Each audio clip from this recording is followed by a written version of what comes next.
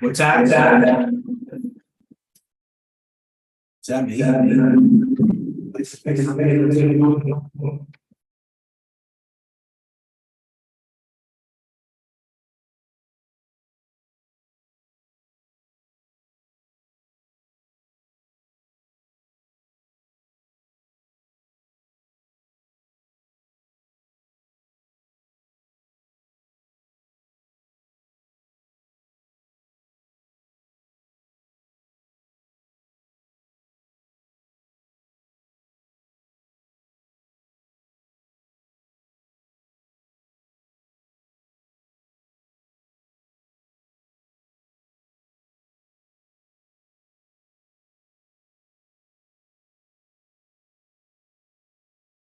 Hello? Yeah, that's not it.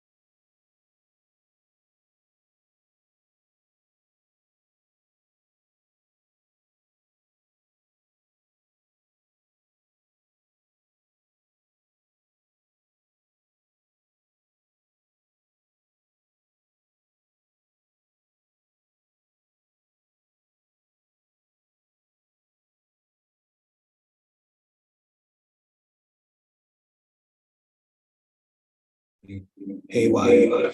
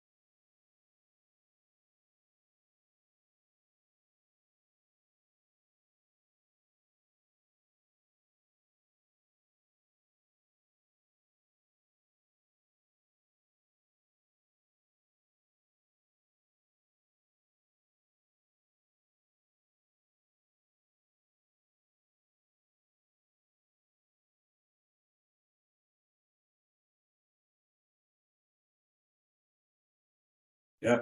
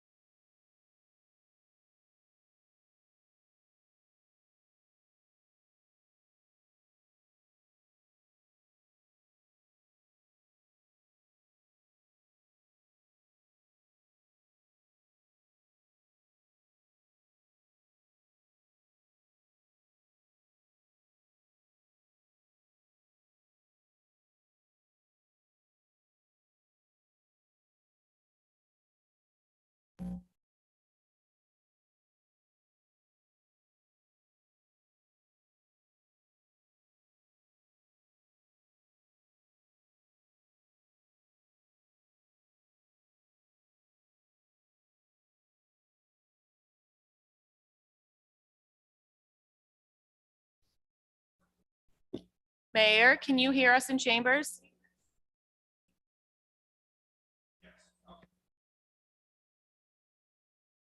Yes, yes, yes, I just heard you. Yes, thank you.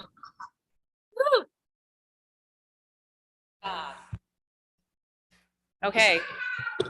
Thank you, everyone, for your patience.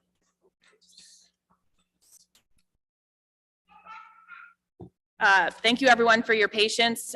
We do have some exciting and welcome news out of executive session. We have ratified our contract with the security monitors in our schools, and I will await a motion to approve and a roll call vote.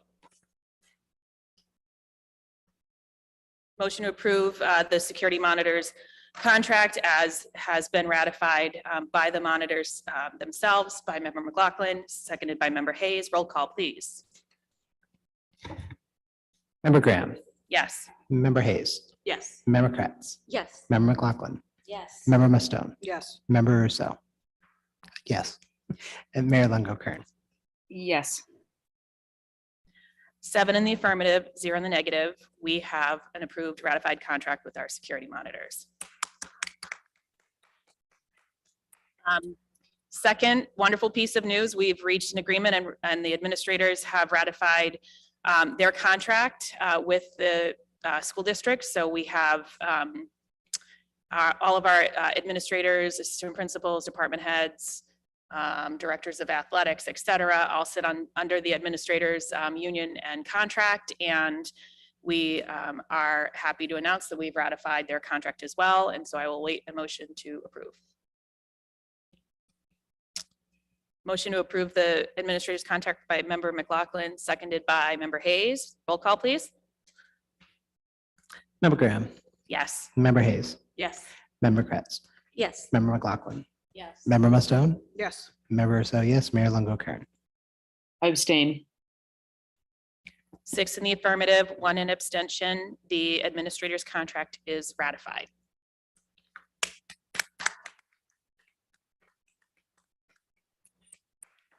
Is there a motion to revert to the regular order of business? Motion to revert to the regular order of business by Member McLaughlin, seconded by Member Hayes. Roll call.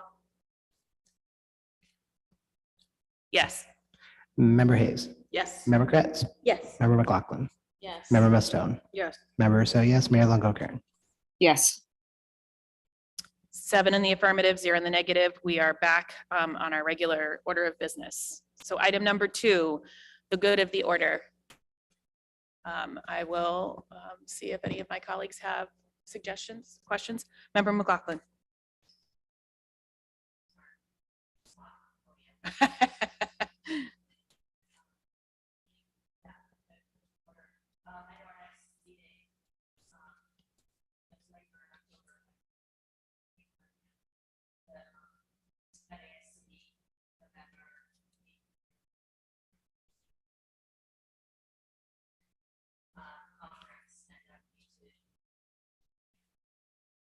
Delegate. But maybe we put it on the next agenda.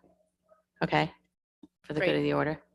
We'll Thank put you. that on the next agenda. Is there other comments for the good of the order from the committee? Member Rousseau? I'll just volunteer to do that so that 6 of us don't send the same thing to the next agenda. The school committee. Under the good of the order, yeah, you can do that with some. Yeah, so I'll just volunteer to do that. The putting it on the agenda next time, so we all don't. So Thank you. Either nobody does it or everybody does it. Thank you. Thank you for that. Any other comments for the good of the order? Okay, moving on. Number 4, we have the consent agenda. We have bills and payrolls and the regular school committee meeting minutes from September 18th, 2023. Is there a motion to approve? Motion to approve by Member Hayes, Second. seconded by Member Kratz. Roll call.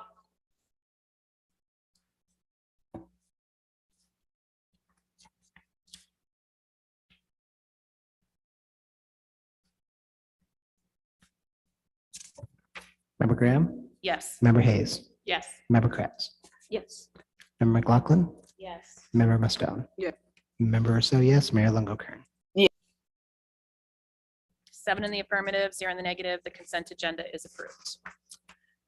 We have no reports of subcommittee today, so we are on to number 6, which is the report of the superintendent. Item number 1 is the superintendent's updates and comments. Dr. Maurice Edward Vincent. Thank you. Good evening. I just wanted to share that I can't believe that it is already October. And as I shared in my weekly memo last week, I've noticed the shifting leaves in our beautiful Middlesex fells, the chilly mornings, and of course, the many football games on TV. So autumn is officially here for us. I also want to acknowledge that October is Breast Cancer Awareness Month. Approximately 300,000 Americans will be diagnosed with breast cancer in 2023, but early detection is a key to successful outcomes. This month, everyone should take time to learn about the signs. Consider visiting nbcf.org to get lots of helpful information from the National Breast Cancer Foundation or to get involved in their national advocacy work. And yesterday was the big breast cancer walk in Boston. So let's just remember that. I also have some sad news to share from the education community. We will mention it later, but I just want to take a moment to mention the recent passing of Mr. Charlie Lyons. He was the esteemed former superintendent of Shawsheen Technical High School and a well-loved and experienced public servant. He was actively involved in Massachusetts Association of School Superintendents.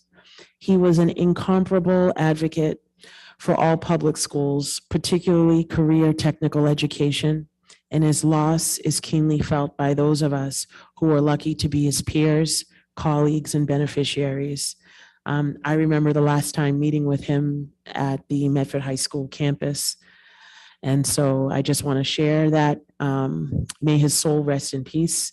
And, I wish, comfort for his family as they deal with his loss.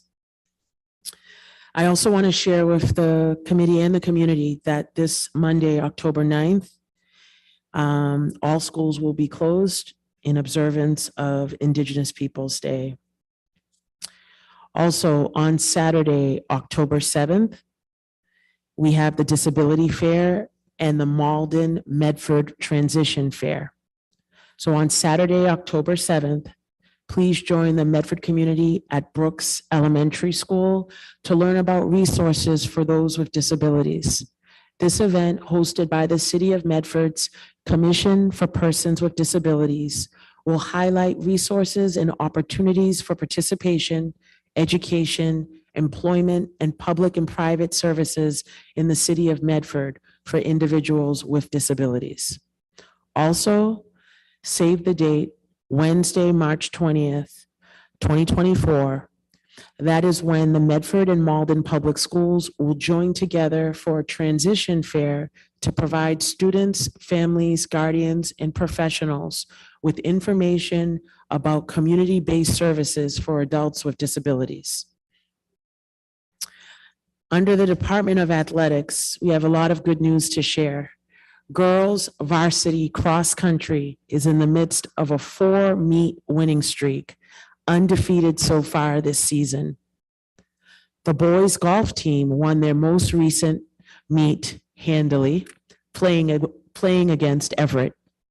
Boys and girls soccer have been busy with schedules, and I want to just say kudos to our boys and girls junior varsity team, which won their most recent matchups. Middle school boys baseball is also playing a very busy schedule with a notable nail-biter win 9-8 over Everett last week. Our middle school girls softball team continued their undefeated winning spree in games last week against Everett and Malden. Congratulations to all of our student athletes and coaches for their efforts, good sportsmanship, and love for the game. As always, go Mustangs. This week, Wednesday, October 4th, is our unified basketball season kickoff. It's at Medford High School in the gymnasium at 4 p.m. All are invited. On Thursday, October 5th, it's the unveiling of our rainbow mosaic at Medford High School, right on the side of where our Medford Family Network is by the Purple Door. That will take place at 3 p.m. All are invited. Monday, October 9th, again, there's no school. And other events will be included in my weekly update this Friday. So for tonight's meeting, I just want to frame what you will see this evening and hear this evening. There will be a recommendation to approve generous donations to the Medford Public Schools, public-private partnerships between our schools and the wider community make an immeasurable difference for our students, providing resources and opportunities which might otherwise be out of reach. We are incredibly grateful for the generosity of this community. Next, we look forward to welcoming Medford's own CPAC this evening. Our Medford Special Education Parent Advisory Council will be presenting their end-of-year report. Working closely with our special educators and our Director of Student Services, Ms. Bowen, CPAC is an important bridge between our schools and families of children with special education needs. CPAC's advocacy and educational roles ensure that Medford parents can productively and proactively engage in the education and development of their children with disabilities.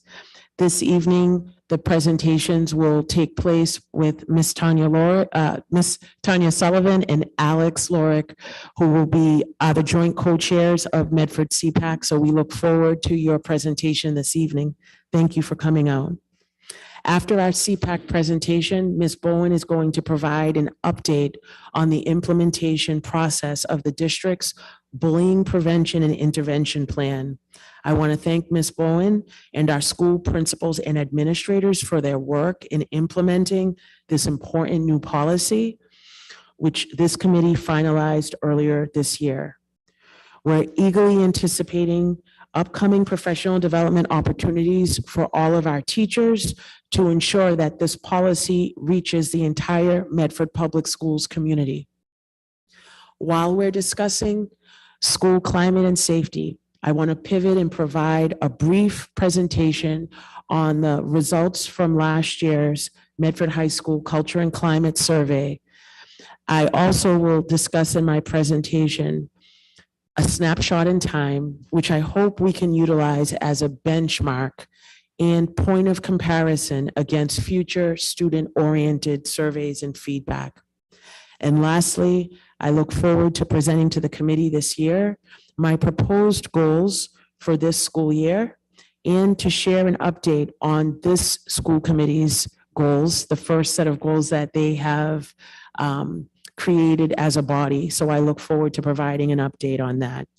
And those will be my reports for today. Thank you. Thank you. Thank you. Up next, we have an approval of an educational funds donation from the Italian consulate to our World Language Department in the amount of 4,493 euros, which is $4,758 as of today. And we'll hear from Dr. Vilma Bibot, the coordinator of World Language, who is joining us on Zoom. Yes. Dr. Bibot? Good evening. Can you hear me? Yes. Yes, we can. So good evening, dear members of the school committee, Dr. Edward Vincent and Mayor Longo Ken. I am very pleased to announce that the Italian Ministry of Foreign Affairs and International Cooperation, in collaboration with the Italian Consulate in Boston, has granted us a fund of totaling $4,493. This grant will serve as an invaluable support for our ongoing efforts to support the Italian program here in Medford. At the beginning of this academic year, I submitted an application for this grant, which has now been successfully approved. And looking ahead, I hope to continue applying for this grant in the upcoming year, provided the funds remain available. Again, this financial support has the potential to greatly enhance our Italian program and benefit our students in numerous ways. Thank you for your attention and support in our endeavor to promote the Italian language and culture in Medford schools. Thank you. Are there any questions from the committee? Is there a recommendation to approve? Motion to approve. No. Second. Seconded by Member Kretz. Roll call?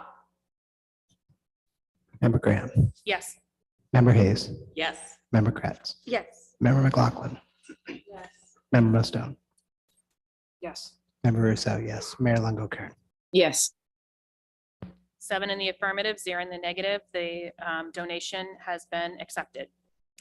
If we could please send a thank you note to the consulate on behalf of the school committee, that would be great. Thank you. Absolutely. Will do. Thank you very much. Okay.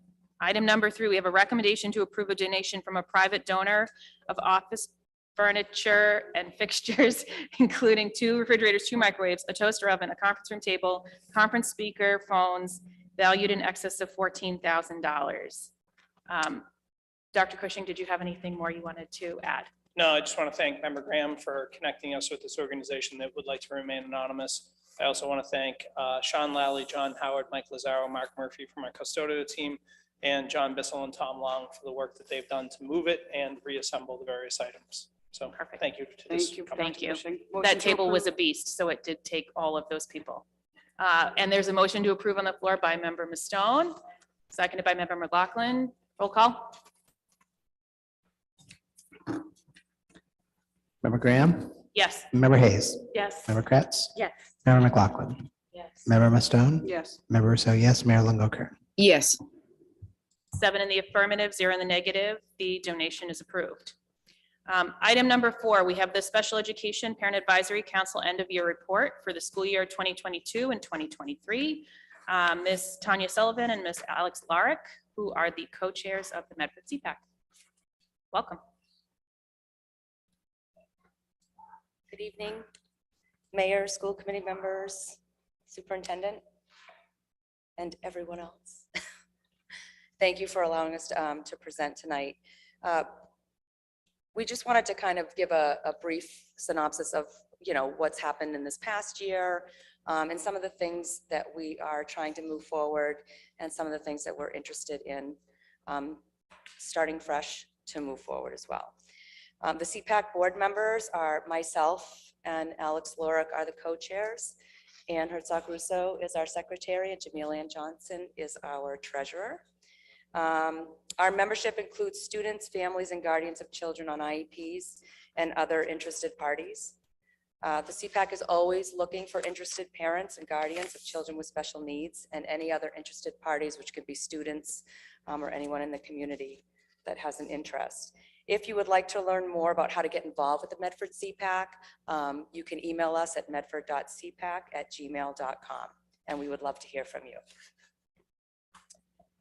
Our mission, what is CPAC? The CPAC's purpose is to fulfill the directive stated in Chapter 71B of the Massachusetts General Laws, which requires a school district to establish a PAC and assigns both an advisory and a participatory function to the PAC. So in meeting the requirement, the mission of the CPAC is to advise the district on matters that pertain to the education and safety of students with disabilities by seeking input from special education parent members, guardians. We meet regularly with the school officials every month. We participate in the planning, development, and evaluation of the school district's special education program and participate in planning workshops and activities as prioritized by the CPAC board. Some of the highlights from our 2022-2023 school year. We offered several content-rich presentations throughout the year, and our presentations typically qualify as PDPs for teachers and staff. So it's really nice to have kind of a well-rounded participation, including everybody. We did offer a Meet the Central and Special Education Administrators. We offered a presentation on CVI, which is cortical visual impairment, basic rights from the Federation for Children with Special Needs on comprehensive introduction to special ed laws and procedures, transition documents made easy, special needs trusts, IEP writing strategies, and understanding and managing anxiety in your neurodiverse child. So the CPAC concerns and recommendations, this is the page that we are most interested in sharing with you. So at our last presentation on May 2022, CPAC brought before the school committee the issue of disciplinary referrals and incident reports added to a student file without parental notification. These policies have the potential to disproportionately impact students with high needs and their families. We appreciate the work that was already done and the work that's currently underway to strengthen our discipline policies and introduce unambiguous language regarding parental notifications. CPAC is focused on moving forward the disability awareness training for staff and the disability awareness curriculum for students in all schools. This is an ongoing CPAC concern and recommendation. Despite continuous discussions, the formation of the Special Education Subcommittee in August of 2018 and a pre-pandemic year-long focus on establishing a disability awareness program, the school committee and district has yet to commit to identifying and implementing a disability curriculum for students in Medford. Despite a pilot started during school year 21 to 22, there is currently no plan to implement a disability awareness curriculum for students in our school. An additional CPAC initiative moving forward will be working toward an adaptive health education for our students with disabilities. Students with intellectual and developmental disabilities in particular need to learn about healthy relationships, recognizing abuse, consent, and sex education using lessons and materials that are adapted to their level of comprehension. Currently, wellness classes are very large, prohibiting participation for students who might not be confident learners and making it hard for teachers to reach individual student needs. And another item that we are really wanting to move forward is the Thrive Act. This calls for an end to MCAS as a graduation requirement and to establish a graduation requirement based on coursework rather than the standardized testing. While the MCAS assessments and reporting will be maintained for accountability requirements, the Thrive Act would end high stakes testing as a condition of graduation, which affects disproportionately high needs students, including minorities, English learners, and students with disabilities. On September 11th, 2023, Malden School Committee voted a resolution in support of the Thrive Act, and we are asking the school committee to consider supporting the Thrive Act for the benefit of all students of Medford.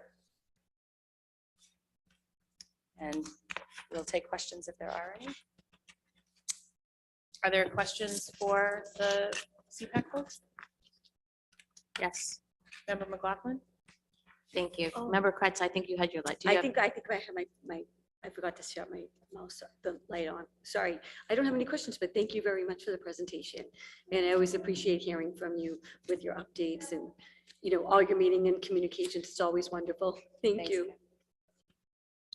Member McLaughlin? Yeah, thank you for all you guys do. We really appreciate it. I also want to make sure that families that are listening or that watch later on understand that CPAC is available for families and for individuals, for people to consult with, to have parent-to-parent sort of peer program mentoring around how to navigate school districts, navigate school systems, in addition to sort of the regulatory requirements. I know that you guys spend a lot of time talking to families on the phone about how to support them and how to help them and build relationships with the school district. So super appreciative of that as well. Questions I had were, so as part of the mandate, the legal mandate for districts to have a special education parent advisory council, one of the items that was mentioned would participate in the planning, development, and evaluation of the school district's special education programs. And I'm wondering, has that actually happened? I know that last year there was a discussion that there would be a tour, that the CPAC would have a tour to understand the programs and what the programming is, and if there's going to be any, changes in programming. Ms. Bowen, I know that that's been a discussion as well, and I'm wondering if this is anything that's been happening with CPAC in the district. There has not been like a tour solidified as of yet. That is still on our agenda to do with the school district.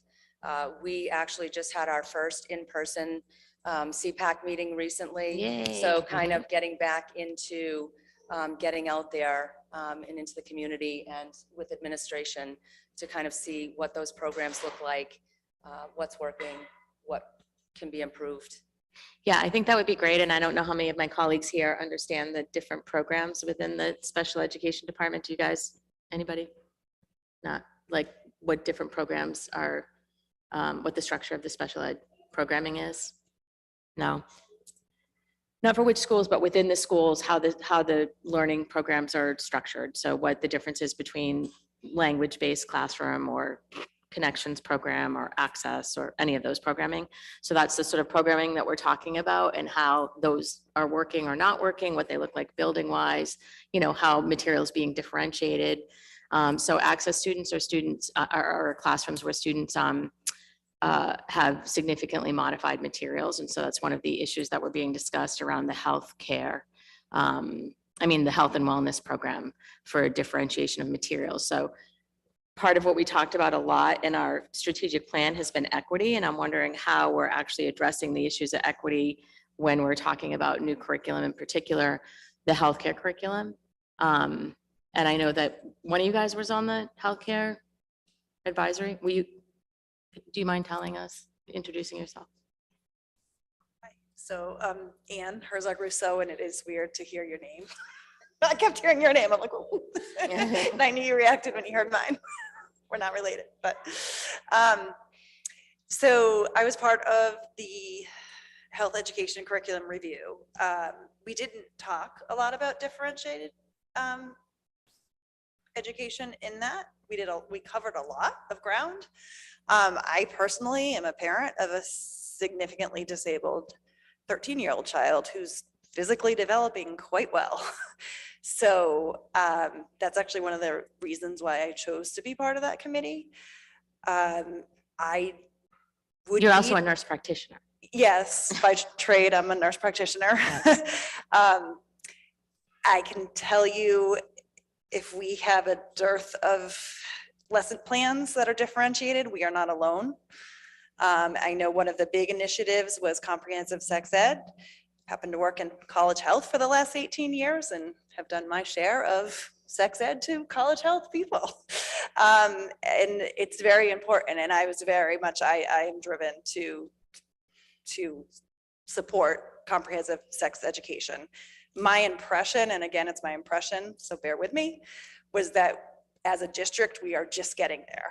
And so I do ultimately want to have differentiated comprehensive sex education, but I think just getting it into the system is where we're at right now. Yeah. Does that answer your question? I think so. But I think that what I'm hearing in terms of the wellness classes, that they're very large and that students with disabilities aren't really accessing the material that's currently there because of the size of the classroom and the access to the material. I don't know if Ms. Bowen can speak to this or if anyone else has direct experience that they want to speak to that, but this is a concern and an ongoing concern, if I may, for the district in not only my opinion, but the experiences of, we have 20% of our students are on IEPs or 504s, significant portion of our population that we're potentially not addressing if we're not addressing equity around curriculum for them. Sure. So I just want to say that part of the concern that we put forth. Can you, to the microphone? Sorry. So it's kind of like a twofold concern. One is how students on IEP access that go into the general education and are included in wellness. How do they access that curriculum? Is it modified by the teacher? But it's not only that question. Does our current curriculum lend itself to being modified actually in a way that can be accessed by students with disabilities? That's one of the questions. The other question is, what happens with the students who are not included in the gen ed? How are they accessing in special education programs? How are they accessing this information? And yeah, so I think one of the questions too was opting out. So what do the special education students who aren't accessing the wellness class, what happens? So we had our first CPAC at admin meeting, and we brought this up as a discussion. I have brought it to the superintendent and the assistant superintendent. We're looking at different curriculums that are out there for students with disabilities that are already differentiated for them. So it's a work in progress. We're starting these discussions, but I think it's very important to look at what can we implement within the district. So is there a specific curriculum that we purchase for our students with disabilities, and what does that look like for instruction? So we're at the beginning phases right now. The health classes are smaller. It's our PE classes that have a larger number of students in them. But this is a discussion that we're having about that and going forward, what we can put into place. Because we have adaptive PE, but we don't have adaptive health. Is that right? Correct. Okay. So may I, Member Graham? Okay, so this is all information gathering, sort of understanding a little bit better at this point how we're addressing these issues. And then regarding the disability awareness curriculum for staff and for students, if I remember correctly, that was part of our strategic plan as well as a district as a whole. So the other thing I just sort of want to mention to specifically for my colleagues to consider is, as we're talking about students, all students obviously are general education students. Some students receive special education supports and services. Some students receive English learner services, what have you, but everybody is a student of equal value, of course, in our schools. And as we're thinking about how this applies to students with disabilities, I want us to really be thinking about how it applies to our other populations as well. Because if it's not addressing this particular population, perhaps it's not addressing other populations. English learners, for example, other populations. So I know that that's not the presentation tonight, but I'm just asking people to also be mindful of that. So toward that end, around the disability awareness curriculum, both for staff and for students, I understand historically there was a curriculum that was created. Is that right, Ms. Bowen? I believe so. There was, I think it was piloted. Pilot, in yeah. Kindergarten or first grade, I believe. Yeah, so the implementation of a district-wide disability awareness curriculum for students, it is part of the district strategic plan. It is under the equity initiatives. It's one of the initiatives. And it's attached with very specific benchmarks. One of the benchmarks for the year 21-22 was to create a pilot for grades K and 1. And that happened as far as I know. And then for the next year, 22-23, that pilot was supposed to be deployed to all K and grade 1 classes district-wide, and an additional pilot done for grades 2 and 3rd. So this did not happen. Is there a reason that didn't I mean, happen? as far as CPAC knows, right? Yeah, I just feel like there was, I don't have an excuse as to why it didn't happen. We had tried to get people to be involved, and with our disability awareness workshop that we have, we've had like really low enrollment. Yeah. So we are trying to promote this to get it started. Yeah. I have had a conversation with the new principal in the district who they rolled out a disability awareness curriculum. So I'm reaching out to her to see what that specific curriculum was and what the implementation would be. Yeah, and I think the data is really interesting because I believe Susanna Campbell was sort of leading a lot of this, and it's having a leader that really cares about it too, right? Like, not that you don't, Ms. Bowen, but I think you have a lot of things, things that you're having to work on. So I think it's having a leader that really is working on the implementation of this. And I know that the numbers for the disability awareness program for staff, the training, because it's not required, they do get PDP, right? Correct. For yes. participating in it. Previously, there had been as many as 40. I've been to ones where there were 40 or more. And it's gone down to something like 10. Correct. Which is pretty substantial decline in 1 year. Well, we've offered it several times, but the enrollment has been a lot lower, so we haven't been able to run the program. Yeah. So I'm curious from a central administration perspective, why that is and what can be looked at, not just from you, but from all of our central administration. Because if we're going to say equity is a priority and we're going to put it in our strategic plan, then I think we really have to act on it. And that's not happening. And I want to make sure that we're ensuring that it is in any way that we can help make that happen.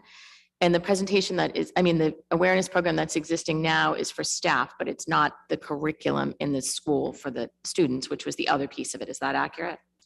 So one of the issues is that we are considering this and we are thinking about it as a special education issue, the disability awareness for students. And I don't think it's a special education issue. It's a general education issue. Yes. And it's a curriculum issue. And it needs to be part of the ELA curriculum or the social studies, because if it's Ms. Bowen who's putting forth a curriculum, there is just another piece of work that we are asking our teachers to take on. Right. And I think this is why we are failing in moving this disability awareness curriculum for students specifically, is because we are not thinking Of it the is right general framework- education. framework Mhm. of mind. Thank you. Well, that's really helpful. So what would you recommend for next steps for the school committee? I mean, concretely, I understood you wanted us to think about the Thrive Act, and, you know, I'll get to that in a moment about making a motion maybe for the subcommittee, but so to look at the Thrive Act as that as a consideration, and then you're asking us for next steps to look at adaptive health education. So we're at And the point, yeah, we are asking questions now and kind of hoping to work with the district in getting answers to the questions. Yeah. So maybe making this a subject of the special education school committee Mhm. would be a good idea. Mhm. And then we are certainly hoping that the disability awareness curriculum will move on as part of the plan. I mean, it was voted by the school committee, and we are hoping that it's going to happen. yeah, I'm wondering, thank you. Thank you. So I would make a motion that we have at least specifically to the disability subcommittee, that we bring the three issues that are being recommended for the recommendations to the diversity, equity, and inclusion and behavioral health, sorry, not the diversity, equity, and inclusion, the special education and behavioral health subcommittee. Need a second. So there's a motion on the floor to bring the three items outlined in the CPAC's concerns and recommendations slide to the special education subcommittee by Member McLaughlin, seconded by Member Hayes. Roll call.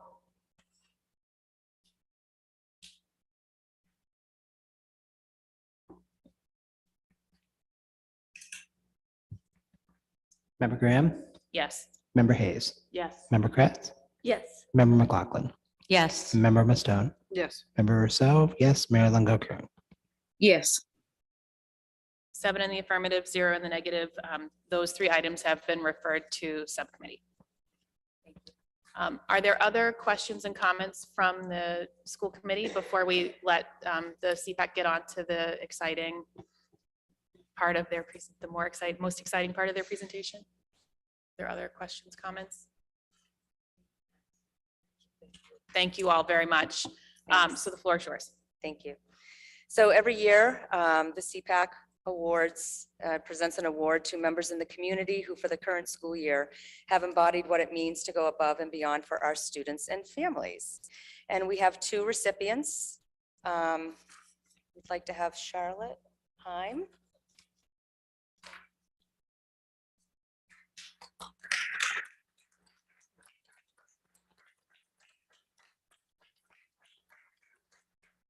And CPAC recognizes Charlotte Heim, occupational therapist, transition specialist at Medford High Schools, and unicorn, because you do way more than just that, for so many years.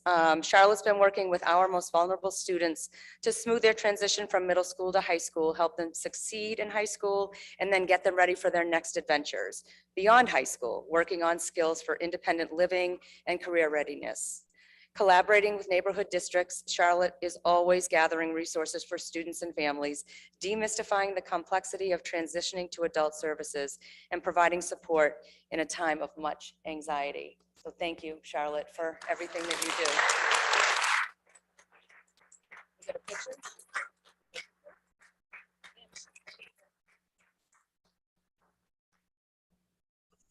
Joe, get over here.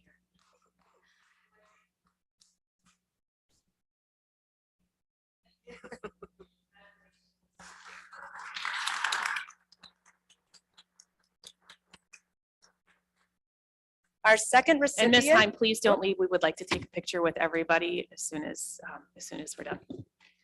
Our second recipient is Anthony Petrellis. Where is he?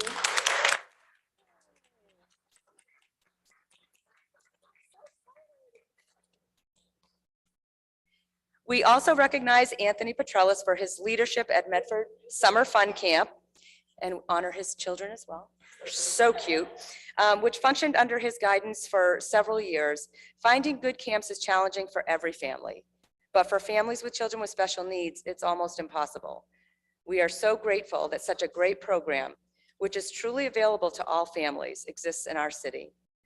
Building on his extensive teaching experience as a fifth-year teacher at McGlynn Elementary School, Anthony has created at Summer Fun something that is unfortunately still rare: a genuinely inclusive environment in which all children thrive, make friends, and want to come back year after year to camp. Thank you, Anthony. Thanks, guys.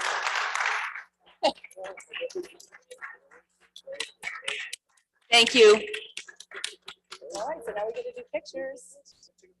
Want to go in here? And then can everyone come up here and we'll take a picture with the entire committee?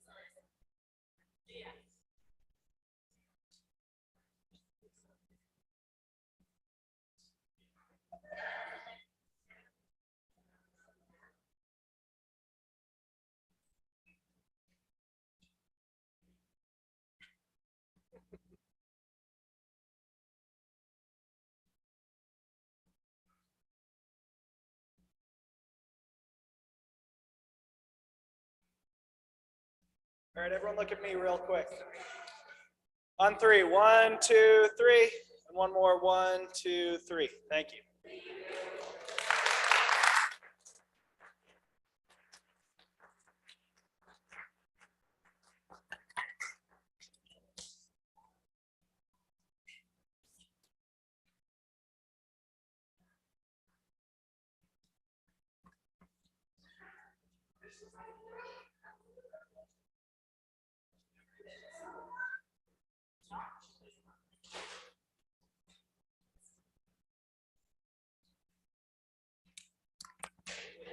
Okay, up next, we have item number 5, an update on the bullying prevention plan and implementation. Ms. Joan Bowen, the Director of Student Services.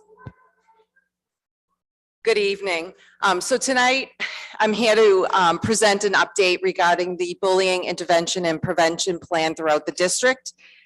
The following is a timeline of activities that have been completed since the revised, I don't have a PowerPoint, it's just a report.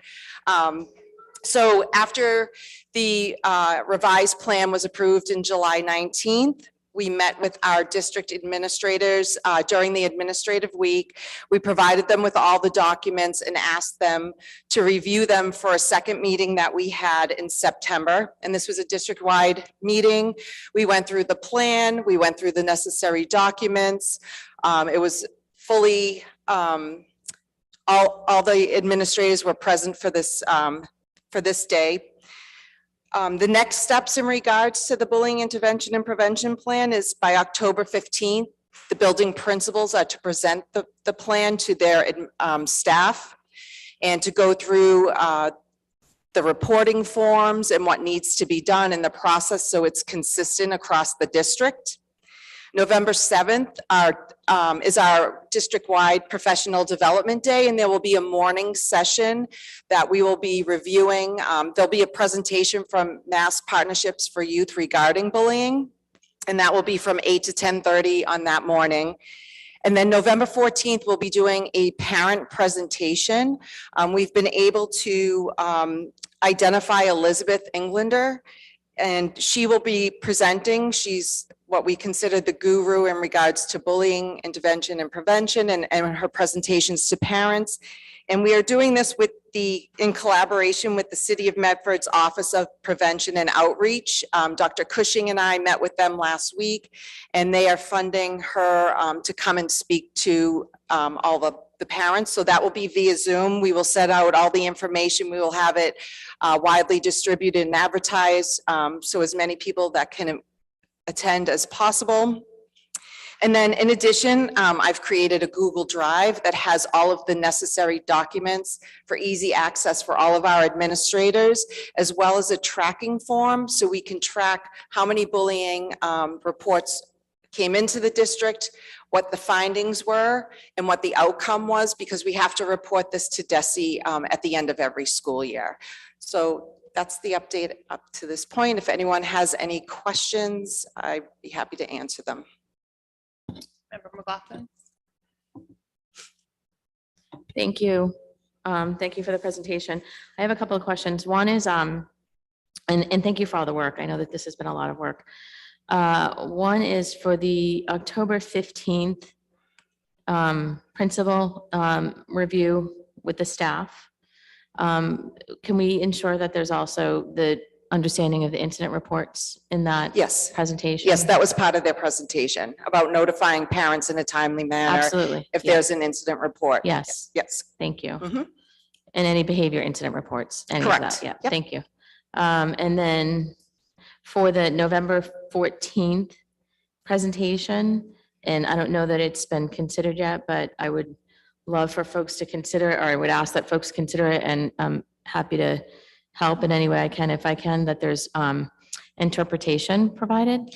So I will be working with Paul Teixeira to see what's available. We have to get a look at what the presentation is going to be ahead of time. Yeah. So we're trying to work out the logistics of how that would work, but all the documents are on the Medford Public School website and they are translated. That's good. If we can offer, if the Federation for Children with Special Needs can offer support around the interpretation, just in terms of advice or anything that, in terms of what they do for breakout rooms or headsets or any of those things, they're happy to offer that service to any school district. Okay. Just to let folks know what they do, because they have multiple interpretations, going on all the time. I do think it's one thing to have the material on the website and another altogether to be inclusive and have it presented to, families from all walks in our district, especially as we're looking at the climate report shortly. Mhm. And we see some of the feedback on the data there. So, Sure. Yep. yeah, thank you. Other questions? I just had a couple of questions from the chair, if I might. Sure. Can we be sure to record this session on November 14th so that it can be posted? And I think it will enable translation. So if we have a recording, it can be subtitled and translated into other languages quite simply if we have the initial recording. Yeah, she is recording that. Okay, So perfect. that definitely is happening. Great. I was just curious, when you reviewed this with principals, what was the feedback from them, and what were the questions that they had? And what was the overall feeling about the work that we did? So I think they were pleased that the plan is it's a lot shorter than it was previously. It's a very clear, concise process that I think everyone welcomed, that they can follow that process. And like I said, it can be consistent across all schools, that this is what's happening. And then with the tracking form, knowing that we have to keep track of any time that there's a bullying, the process that the district is going to have. Some of the questions were more around incident reports. How do we store them? And a question too came up about confidentiality. What if a parent is really concerned about a bullying situation? How do we handle that? How do we not disclose the other student's name? And we said, this is the federal law, this is what they need to follow, but offer what sort of supportive measures that we can put into place to make sure that their child is getting the support that they require. But there weren't many other questions beyond that, but I think they really liked the straightforward process, being able to have the forms with the QR code so they're easily accessible. So everyone has the links that they need to have for easy access. Great. And the other question that I had was around the use of a Google form instead of like School Brains for the tracking of all of this information. I would assume that you've previously tracked somewhere other than a Google form, but I don't know. I'm just curious how that So there works. is the tracking ability on School Brain, but this was more necessarily easier to pull from School Brains that I would be able to take a look at it and be able to help Kim Miles, who's our data manager, to look at that. But we are looking at School Brains, and that may be the way to go. I think it's more in depth than the steps that people have to take. So Kim and I are going to meet to go through that. So we may do away with the tracking form and be able to pull that information out of the School Brain system. So we're still looking at that. Okay, great. Thank you. Any other questions? Okay, All right, thank you. Thank you. Item number 6, we have a report on Medford High School Culture and Climate Survey from school year 2022 to 2023. Dr. Maurice Edward Vincent. Thank you. Thank you, Dr. Cushing. We have a slide deck that I'm going to go through the slide deck this evening to discuss our results from last year's Medford High School Culture and Climate Survey. I want to thank Member Hayes for working with me and with members of our team throughout this process and helping to make sure that we were on track to present the outcomes of the Culture and Climate Survey. So I'm pleased to share this presentation this evening. So this is going to be, the key highlights from the Medford High School Culture and Climate Survey, which was conducted in the spring. So on this first slide, it's important to note that the survey questions were developed by the Medford Public Schools and in collaboration with the Medford Department of Health. It was open to all of our high school students, and the survey window was open from May 18th until June 6th of 2023. We had 736 students who responded to the survey, which is just over 60% of our total population. At that time, it was 1,222 students at the end of last year.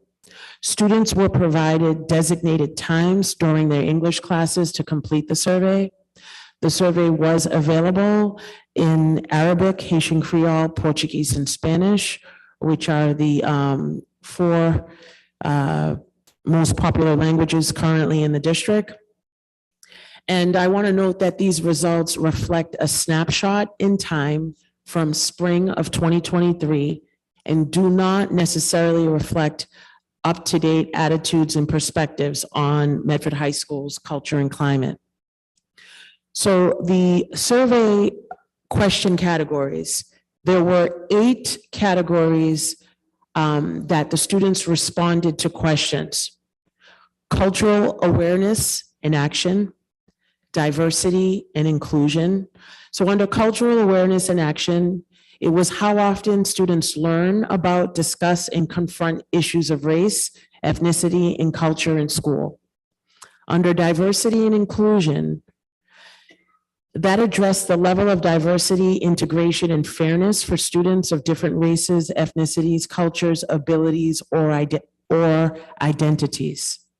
School belonging addressed how much students feel that they are valued members of the school community. School climate was the overall social and learning climate of the school. School engagement looked at student attentiveness and investment in school. School safety addressed students' physical and psychological safety within the school. Student-teacher relationships addressed the strength of the social connections between students and teachers within and beyond the school. And the 8th category was valuing of school. how much students feel that school is interesting, important, and useful. So those were all of the categories that all of the questions fell between. I wanted to state that this survey is a benchmark. I think it's critically important. It is not a report card. The responses will be most meaningful and impactful when used to measure change over time. We believe that the reforms, remedies, and improvements already underway at Medford High School will lead to a more favorable response in future culture and climate surveys. So the next slide shows you how we as a district performed in the 8 categories. Green is identified as our strengths. The areas where as a district we performed very well were school belonging, school engagement, and valuing of school. The yellow area varied, were areas that we had mixed results. Cultural awareness and action, school safety, and student-teacher relationships. And the area that was an area for growth, the red area, is diversity and inclusion and school climate. And so I'm going to share key highlights from the survey. Chair. Sorry, Member Rousseau? Thank you. I think this report is not interpreting the data correctly. And that we received the raw data as well. Under cultural awareness and action, the questions were, students at this school are teased or picked on about their race or ethnicity. And 31% of our students said they agreed with that. So the actual favorability would be 69, not 31. It's more favorable that that is not true. Correct. We do not want more kids teasing and picking on students about race or ethnicity. And the same is for the other question in that category, which says students at this school are teased or picked on about their cultural background or religion. 7%. Sorry, point of information. I have a question. I just have a Point of comment. information, Member McLaughlin. Thank you. I think it may be that I thought, the way I was reading it, Member Rousseau through the chair, was that the favorable rating was whether or not it was favorably rating the school on that particular item. That's how I saw it, not as whether the data was favorable to the question. So I saw it sort of like a grade that in that question, we would be getting a 31%. Yeah, they agree or strongly agree, right, that students at the school are teased or picked on. They strongly agree. 31%. Yeah, 31% strongly agree on that. So we got a 31% as a grade on that, which is not a good grade for the school. 69% of our students said that is not true. That they're not getting teased or picked on. Correct. So whether the question is a positive or a negative, in this report, we've just taken the top 2 and given it the favorability. If we look at the end, we have a question like, my teachers often connect what I am learning to life outside the classroom. And 54% of our students said that was true. And that's a 54% favorability. We want more of that, not less. When we look at the question about when I was just reading, we do not want more students to say that students are teased and picked on. So the word favorability implies that's what we want, right? Favorability does not mean you want more of what's favorable. And that is listed in the red. I think this graphic that's showing areas for growth, well, first of all, everything's sort of an area for growth. But if you look at student strength, school belonging, the questions are in a positive. So that isn't wrong. I'm just saying that the way the questions are formulated, the data is not being interpreted based on how the question is being asked. I mean, you ask the same question in a positive and a negative, and you got the same answers, that would be a very different and concerning thing. So I'm not sure that the report that you're presenting is reflected in the data that we received, and it's not shown on the screen, so I apologize to the folks at home. If I may, I would like to present, my hope would be that I could present it and provide some of what my thinking was about the results. Because even under, students at this school are teased or picked on about their race or ethnicity under cultural awareness. Even the fact that 30% actually feel like they're being teased and picked on because of their race and ethnicity. And if you think about the totality of the district, and if it's 60-40, and if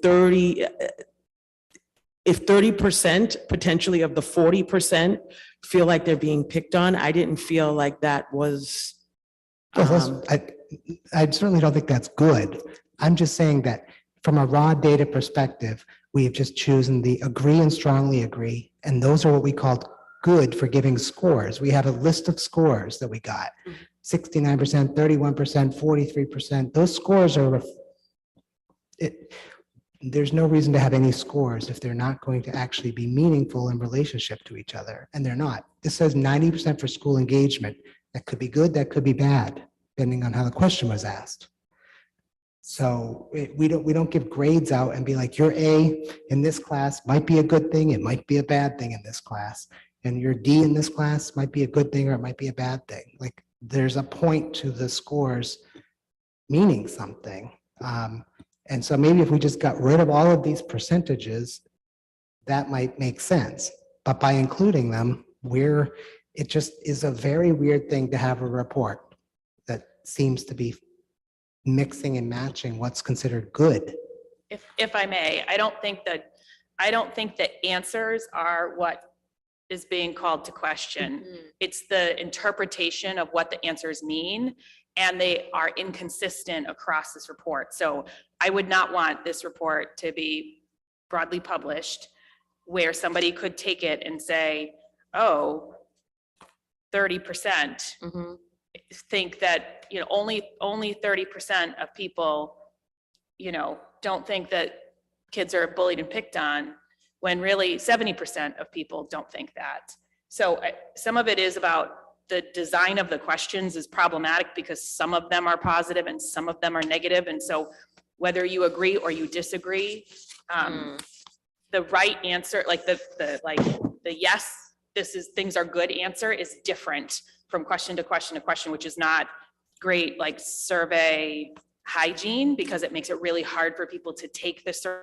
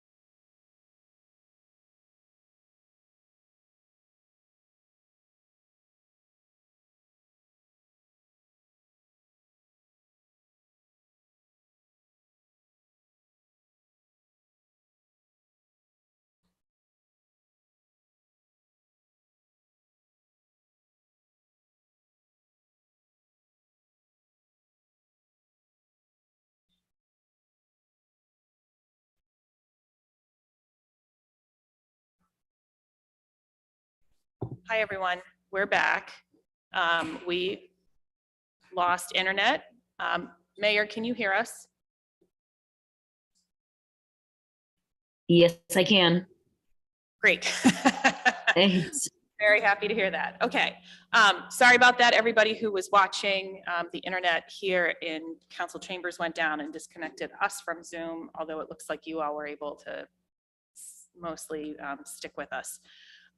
Before we recessed, we were having a discussion about the report on school climate that the superintendent was providing. And I believe just before, maybe after we lost internet, I did ask the superintendent if her preference would be to finish delivering this report, or if she wanted to table it to sort of just do the double check of the data to make sure it is accurate. And I think, you know, we don't need or want to do it twice, but I will defer to you in terms of whether you want to proceed or if you would like to table. Thank you. I think based on some of the questions that were starting to be surfaced again, as I said, I interpreted this data as a benchmark, not a report card. But hearing some of the questions and concerns, I do not mind going back over the data again to review it one more time and see if the information can be looked at or presented with a slightly different interpretation. I don't mind going back to the drawing board to do it again and bring it back before the committee at our very next meeting. Member Graham? Member McLaughlin? I think I was also called on just before the blackout, the internet. I just wanted to say that I appreciate the work on the survey, and I know that, you know, a lot goes into these things, and that oftentimes data, at least the interpretation of data, can be subjective. And, you know, I do think that the strength and areas for growth by category based on the superintendent's support report told me that, you know, there was an understanding there of a lot of the material. I certainly also don't think any of us are qualified PhDs other than Dr. Edward Vincent and Dr. Cushing, who I know had to go through a lot of data to get that degree. So the understanding of that is clearly much more on your end than on our end, but I guess it's the interpretation for us, much like we interpret other languages. Interpreting this for the layperson, I think, would be super helpful. So one of the recommendations I might make is that, you know, with the question and the answers, that maybe there's an affirmative percent and a negative percent. So the question is this percentage answered in the affirmative, this percentage answered in the negative. And then we can decide how we want to, instead of having just a favorable and then it be subjective. That's what I would recommend. I'm sure you have plenty of colleagues that would recommend other things, but that's just how I would see it, so that every question has an affirmative and a negative percentage wise, and we could see sort of what that means. I think we do see it on the graph. I think a lot of other people don't. We can see it on the graph, and I think that's helpful. And also your interpretation's been helpful. But again, I just want to say I very much respect your and Dr. Cushing's doctoral degrees in research and statistics, and understand all that you had to go through for that. So I appreciate you interpreting. Thank you. And I just want to recognize the entire team, both Suzanne, Joan, and Thomas, for helping with the presentation and the language, to be able to try to keep the language clear and understandable. But I will definitely take that feedback. I hadn't,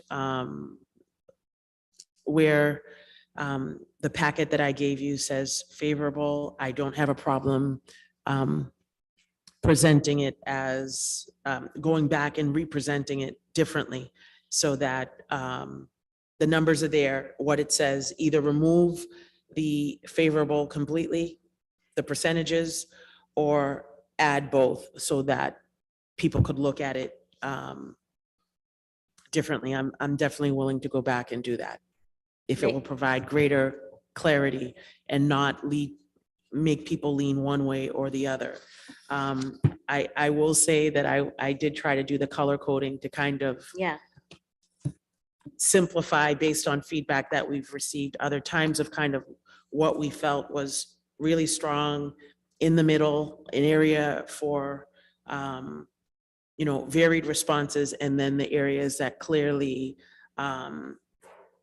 were areas identified as serious growth. Mhm. But I'm willing to go back and Member- reshuffle, Thank you, Member keep Graham. the Member- essence of it, but take away those percentages if it's definitely confusing. Thank you, Member Graham. May I respond? Sure.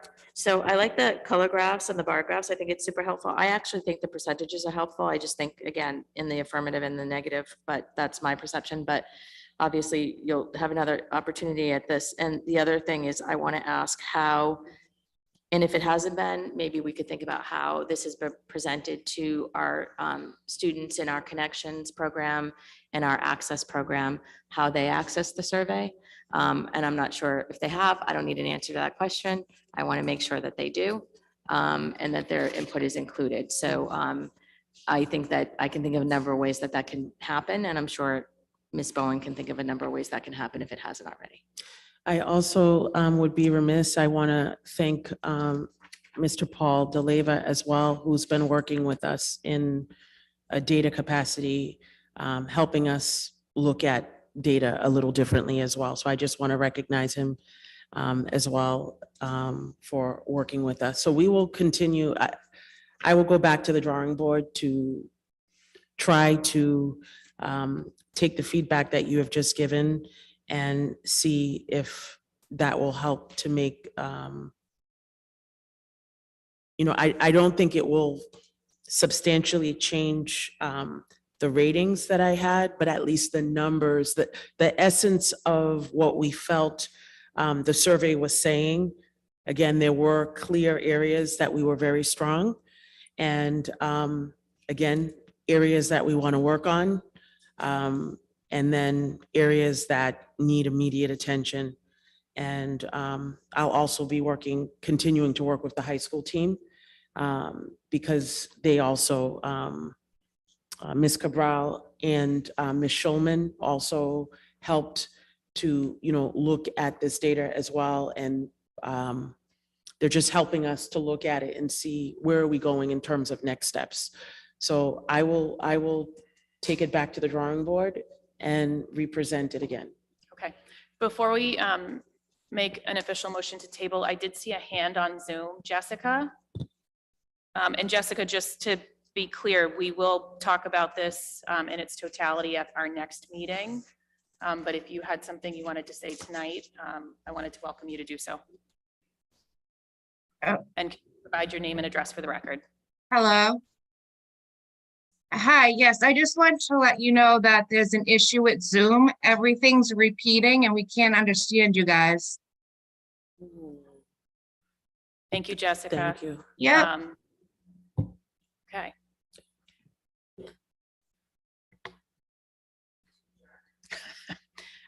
Can we entertain a motion to table the remaining items?